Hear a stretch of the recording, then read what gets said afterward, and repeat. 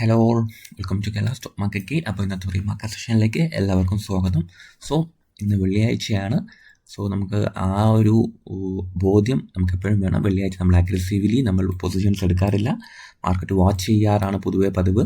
അങ്ങനെ വളരെ കംഫർട്ടബിളായിട്ട് തോന്നുന്ന പൊസിഷൻസ് മാത്രമേ നമ്മൾ വെള്ളിയാഴ്ച എടുക്കാൻ പാടുള്ളൂ എന്നുള്ളതാണ് എൻ്റെ ഒരു ട്രേഡിംഗ് പ്രോട്ടോക്കോൾ എന്ന് പറയുന്നത്. അപ്പം നമുക്ക് ആദ്യം ഗ്ലോബൽ മാർക്കറ്റ് നോക്കാം. ഗ്ലോബൽ മാർക്കറ്റ് നോക്കുമ്പോഴത്തേക്കും യൂഎസ് മാർക്കറ്റ്സ് നമുക്ക് ജസ്റ്റ് പരിശോധിക്കാം. നാസ്ഡാക്കിൻ്റെയും S&P 500ൻ്റെ ക്ലോസിങ് നെഗറ്റീവായിരുന്നു. ഡോ ജോൺസിൻ്റെ future 67 points down side trade ചെയ്യാണ്. യൂറോപ്യൻ മാർക്കറ്റ്സും നെഗറ്റീവ് ഡെയിലി ട്രേഡ് ചെയ്യുകയാണെന്നാണ് സൂചിപ്പിക്കുന്നത്. ഓക്കെ, ഗിഫ്റ്റ് നിഫ്റ്റി നമുക്ക് ഏറ്റവും പ്രധാനപ്പെട്ട ഗിഫ്റ്റ് നിഫ്റ്റി ആണല്ലോ. അപ്പം Asian markets gift Nifty, Singapore Nifty ഇപ്പം ട്രേഡ് ചെയ്യുന്ന 65 പോയിൻറ്റ്സ് അപ്സൈഡാണ്. സോ നമുക്ക് മേ ബി ഒരു 40-50 പോയിൻറ്റ്സിൻ്റെ ഒരു ഗ്യാപ്പ് അപ്പ് ഓപ്പണിംഗ് നമുക്ക് പ്രതീക്ഷിക്കാം. ഓക്കെ, ഗിഫ്റ്റ് നിഫ്റ്റിയുടെ ഒരു നിലവിലെ പെർഫോമൻസ് വെച്ചിട്ട്. ആൻഡ് ജാപ്പനീസ് മാർക്കറ്റ്സ് ഇന്ന് പൊതുവെ ബുള്ളിഷ്നെസ് കാണിക്കുന്നുണ്ട്. ഏഷ്യൻ മാർക്കറ്റ്സ് ഒരു മിക്സഡ് സിഗ്നൽസ് ആണ് നിലവിലുള്ളത്. ഓക്കെ, അപ്പോൾ നമുക്ക് എന്തായാലും വെയിറ്റ് ചെയ്യാം. നിലവിൽ 68 പോയിൻറ്റ്സിൻ്റെ അപ്സൈഡ് എന്തായാലും ഗിഫ്റ്റ് നിഫ്റ്റി ഉണ്ട്. തായ്വാൻ വെയിറ്റഡും പോസിറ്റീവാണ്. അപ്പോൾ ഏഷ്യൻ മാർക്കറ്റ്സിൽ മിക്സഡ് ആണ്, യൂറോപ്യൻ മാർക്കറ്റ്സ് നെഗറ്റീവാണ്, ആൻഡ് US മാർക്കറ്റ് ഡൗൺ സൈഡുമാണ്.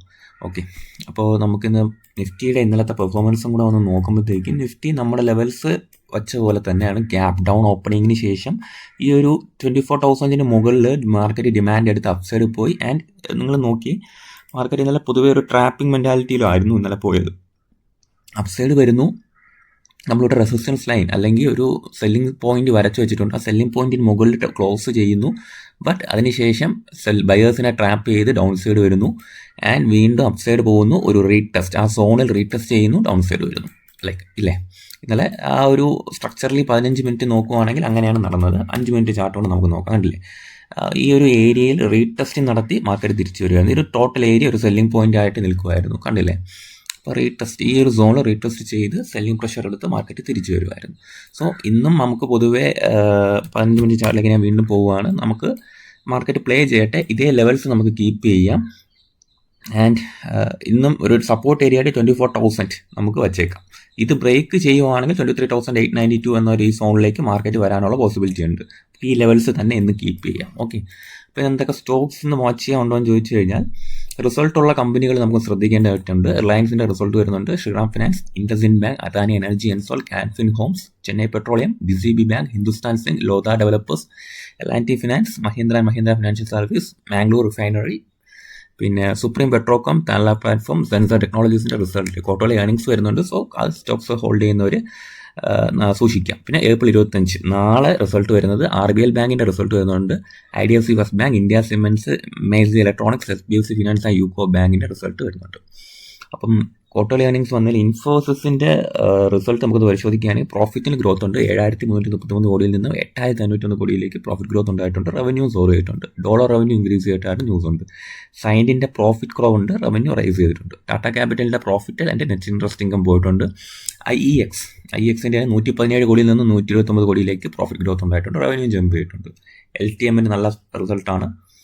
1,128 കോടിയിൽ നിന്നും 1,357 കോടിയിലേക്ക് പ്രോഫിറ്റ് പോയിട്ടുണ്ട്. മഹീന്ദ്ര ലോജിസ്റ്റിക്സിൻ്റെ പ്രോഫിറ്റ് മോസ്റ്റ്ലി 20 ക്രോർസിലേക്ക് നിൽക്കുന്നുണ്ട്. ബിസിനസ് ലോസ് നോക്കുമ്പോൾ 6.75 ക്രോർ ആയിരുന്നു. ഓക്കെ, പിന്നെ CI ഓട്ടോമോട്ടീവിന് അത്യാവശ്യം നല്ല പ്രോഫിറ്റ് ജമ്പ് ഉണ്ടായിട്ടുണ്ട്. 206 കോടിയിൽ നിന്നും 249 കോടിയിലേക്ക് പോയിട്ടുണ്ട്. അദാനി എനർജി സൊല്യൂഷൻസിൻ്റെ പ്രോഫിറ്റ് റൈസ് ചെയ്തിട്ടുണ്ട്. 47 നിന്ന് 68.